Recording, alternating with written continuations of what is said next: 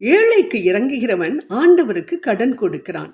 ஆண்டவர் அவன் கொடுத்ததை திரும்ப கொடுப்பார் என்று நாம் நீதிமொழிகளின் புத்தகம் 19வது அதிகாரம் 17வது இறைவார்த்தையில் நாம் பார்க்கின்றோம். ஆம், நாம் ஏழைகளுக்கு கொடுக்கும் பொழுது யாருக்கு நாம் கடன் கொடுக்கின்றோமா? சர்வ உலகத்தையும் வார்த்தையால் உருவாக்கி அவற்றை ஆண்டு வருகின்ற ஆண்டவருக்கே நாம் கடன் கொடுக்கின்றோமாம். நாம் கடன் கொடுத்த அமௌண்ட்டையா அவர் திரும்பி கொடுக்க போகின்றார்?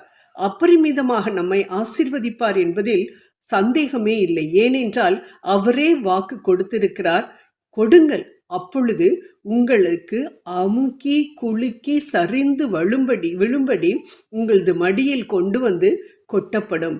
எந்த அளவையால் அளக்கின்றீர்களோ அதே அளவையால் உங்களுக்கு திருப்பி அளக்கப்படும் என்று நாம் லூக்கா 6:38 இயேசு சொல்வதை நாம் பார்க்கின்றோம்.